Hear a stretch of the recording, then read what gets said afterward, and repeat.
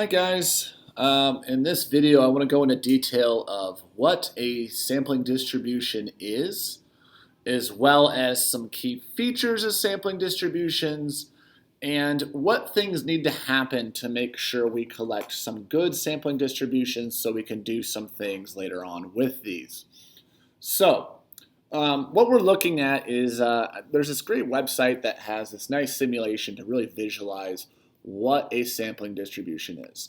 So here's the idea, and we'll use a sample size of 25.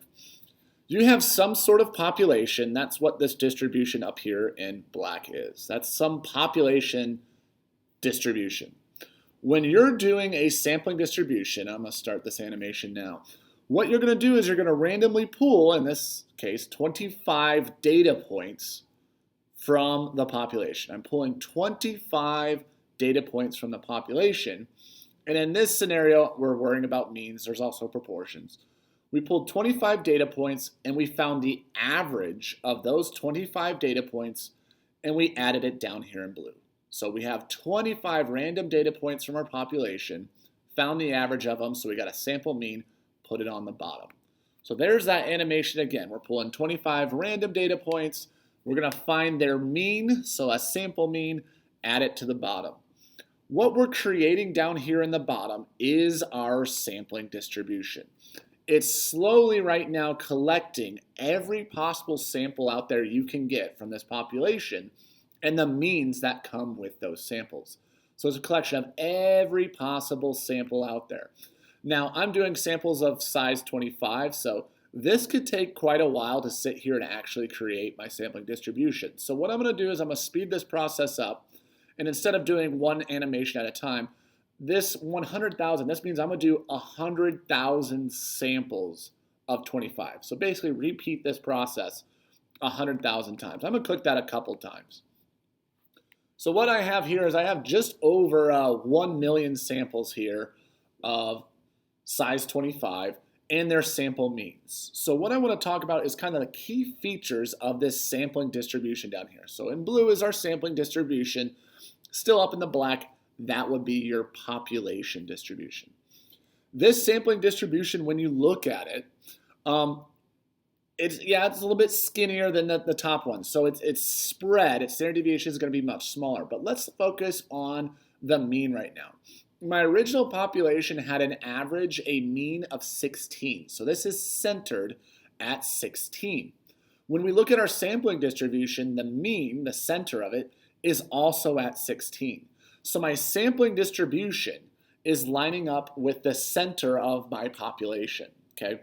When you have the center of your sampling distribution line up with the center of a population, that's called an unbiased estimator, okay? There is no bias here. These are perfectly aligned. And that's a pretty good thing. We'll explore that topic on why that's important as we continue on through statistics, okay? Additionally, when we look at this, the shape of this sampling distribution is approximately normal. And remember, when we have things that are normally distributed, that means we can do z-scores, okay? So it opens up a whole world of possibilities. So when people look at the shape of the sampling distribution and they look at the population from which it came from, a lot of people are like, well, duh, doesn't that make sense? The population was normally distributed. So of course, the data that came from it is going to create something that is also normally distributed. So let's change things up a little bit. Let's make something that is heavily skewed to the right. And I ask kids, hey, the same process is going to happen again. We're going to pull 25 data points, we're going to find their average, and we're going to create our sampling distribution down below. Now, when I'm pulling the sample, obviously it's favoring a little bit to the left because the population has some skew to the right. So I ask kids, what do you think this sampling distribution is going to look like? They're like, well, the population is skewed to the right, so I'm going to guess the sampling distribution is skewed to the right. And again, we could sit here all day pulling samples of 25 and slowly create our sampling distribution. But again, let's speed this up to see what happens. So here's several hundreds of thousands of samples of size 25 and their sample means. So kind of to surprise the people, even though the population was heavily skewed to the right, our sampling distribution still ended up being approximately normal. Okay, it still ended up being approximately normal. And people are like, how is that possible? Okay. What comes in next is those conditions, how we collect these samples and how we create these sampling distribution.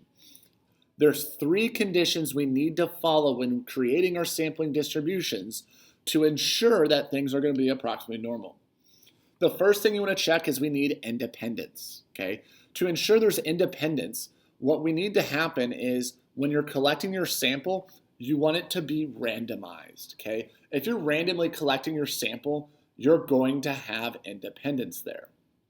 The next thing that we want is we want to follow this 10% condition, which means we want our sample to be less than 10% of the population.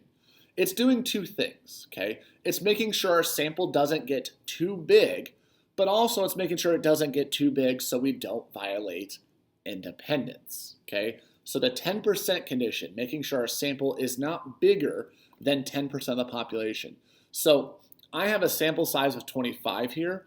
I really hope the population of data points here is bigger than, let's see, that'd be 250 data points up there, okay? So I hope this population is massive so that pulling 25 data points is still less than 10% of the population. The third condition will change depending on the type of problem you're doing. We're going to have sample mean problems and sample proportion problems. In this visual here, this is obviously doing sample means. When you're doing a sample mean problem, you need to make sure your sample size, and what we're going to use in class is n is greater than or equal to 30. You want to make your sample size as large enough, okay? We don't want something too small. So we want to make sure our sample is large enough. We're going to use sample size 30. This website only goes up to 25. That's fine. If you're doing sample proportions, that third condition changes. Instead, you're going to check n times p and make sure that's greater than or equal to 10, and n times q and make sure that is greater than or equal to 10. Okay, the point of that third assumption is making sure your sample is big enough. So we got independence, 10%, sample is less than 10% of the population, and make sure your sample is big enough, which depends on, hey, are you doing means, are you doing proportions? So the final thing I want to show you here is what happens if we violate that. So I'm going to do a sample size of 2 from this skewed population. So you'll pull 2 random data points, find a mean. 2 random data points, find a mean. Now if we speed this up, that's what my sampling distribution looks like, okay? It's close, but it still has quite a bit of skewness here, okay? So if I'm not approximately normal, I can't do z-scores. I really can't do much of anything there, okay? So as soon as we have something that is not approximately normal, a lot of these problems just stop. We are stuck, okay? That's why all 3 of those conditions are incredibly important. Independence, 10%, make sure it is large enough. And a common word you'll see is it's called the central limit theorem, that, hey, as long as you're following these 3 conditions, what's going to happen is your sampling distribution will line up. It will be approximately normal. You'll have an unbiased estimator, and it will be approximately normal. So even when it's skewed, we're still going to line up. My population average was 8.08. My sampling distribution average is 8.08 as well. So that was a quick overview of what a sampling distribution is, as well as why those 3 conditions are so incredibly important.